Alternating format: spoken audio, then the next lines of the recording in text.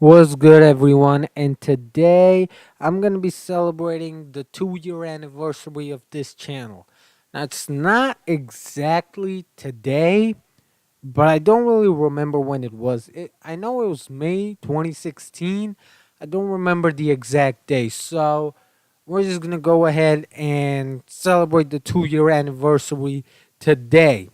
And I figure what better thing to do than reading the salty and juicy comments on this channel. Well, and the non salty and non juicy comments too. First off, I'm going to start off with the comments in the game engine comparison because I had a lot of salt in that video. So, thought it'd be a good place to start because that's like the only place where I have a lot of salt. So. Okay, Philly John says this is a true opinion, and that is a true statement. Frostnik says OBV, which is, if you ask me, his way of saying obviously, Unreal is the best engine, free to use, easy AF because of the blueprint system, which is a true statement, but like I said, stability. See, I use Unreal, but it keeps crashing, so that's an issue. Epic, could you guys please fix that? No? Okay. Onin, or is it Onin? Dynamics says your voice reminds me of Cyanide Plays Games. Who the hell is Cyanide Plays Games? Figure some way out around that, but we'll figure it out, right? Oh my god, that is foggy. Jesus Christ. Yeah, no chance of enjoying the car around around a bend in the wet, in the damp. Can I be honest? That does not sound like me. I'm being honest right now. That does not sound like me. Bloodraven says CryEngine is the best. That kind of rhyme. And yeah, I agree with you. I actually find CryEngine to be the best of the three engines. I only use Unreal Engine 4 because I already have an Epic Games account. This dude with the Russian name says people buy Unity 5 to remove Unity logo. People add UE4 logo even if they're not forced by Epic to do so. That tells me everything about both engines.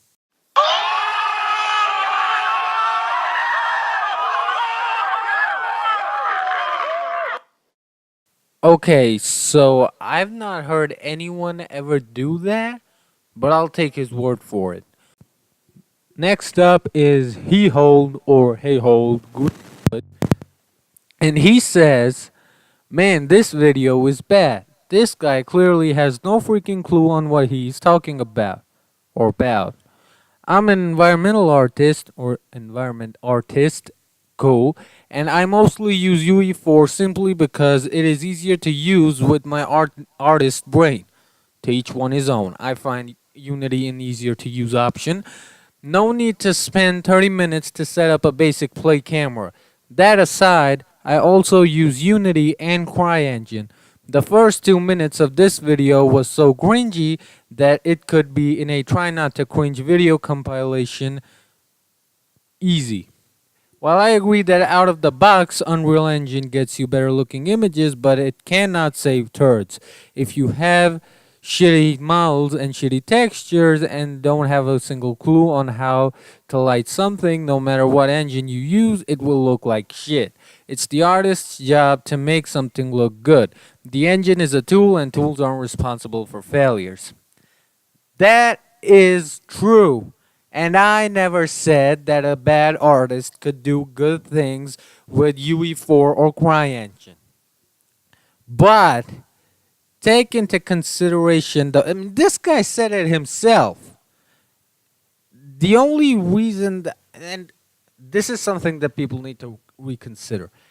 out of the box. In my defense, I was comparing everything out of the box, and that's usually how comparisons go. Just because you have a bigger community and more people who get ass hard if you trash it, does not mean that you stop comparing things out of the box, because then making comparisons between an iPhone and an Android would be pointless, because you could download stuff off of the app stores and then both of them would be the exact same thing. This is all I'm saying, fellas. I mean, I'm just saying. I mean, in their defense, they're just trying to get some information out. And I've also heard that Unity 2018 has made great improvements. I've not tried Unity 2018 out because it's kind of new. It came out this month, so you know. Next up is Wyan. This whole video sounds like you're trying to not insult anyone over actually getting info out. That is true, because if I was being as honest as I wanted to be, I would have trashed the shit out of Unity, but I had to be honest to myself because, you know, Unity isn't all that bad. But, you know, my experience with Unity was terrible.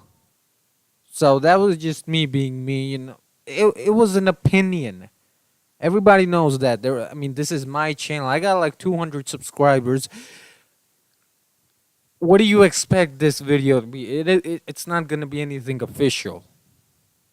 And yes, I have a small little community, which means that I'm kind of like an easy target.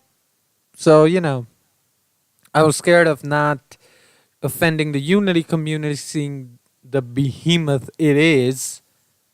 But I ended up pissing them off anyway, so pointless. There were a lot of juicy, salty comments here that got deleted. I don't know if YouTube did that, or they did that, or these guys did it themselves, but it happened. There were a lot of good people who were having a discussion in this comment section as well, and a lot of people were using those comments as battlefields as well. So those people ended up deleting their comments too, which is a shame.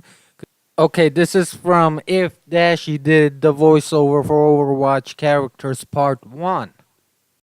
It's another gamer says look like a R-rated Disney movie. Dashy doing voiceover for a Disney movie is a pretty good prospect. I guess I could do that too someday.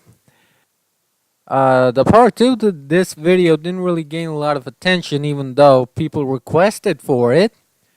I mean, but it got certain amounts of attention, so I'm cool with it. Thank you, Ashley Cortez. This is from the I'd Love to Change the World GMV. DKT Gaming would love to use the video footage from that GMV. Fun fact, I don't care if you use footage from my videos as long as you give me a shout out. Just do that and I'm cool with whatever you do with my videos. Okay, my mic is giving me a lot of trouble. I'm only going to do a couple of more comments and then I'll finish this up. Damon Jonas says, you guys, there is a developer reviving Paragon. They're calling it Project Paragon, and if they're able to deliver, Paragon isn't going anywhere. See, Damon, I wouldn't exactly trust everyone who's claiming to revive Paragon, but I guess they deserve some kind of exposure, so I'll be putting a link in the description. Go check them out if you want to, but I would advise against putting money into these projects. First Last says they didn't even finish the lore. Emoji sad. Now, actually, they did there was a story in the Monolith magazine which wrapped up the lore for Paragon. I'm not going to give any spoilers. There will be a link in the description. I found it on Reddit, so I guess that's cool. They did wrap the lore up. I guess that's cool. Dalhar. Doll? What? Wait, is this guy trying to say $20? I know, but I'm gonna think of it. I think that's what he's trying to say. Okay, so $20 says everything dies. Well, Dollar, the problem here is that Paragon died way too early. My head is spinning.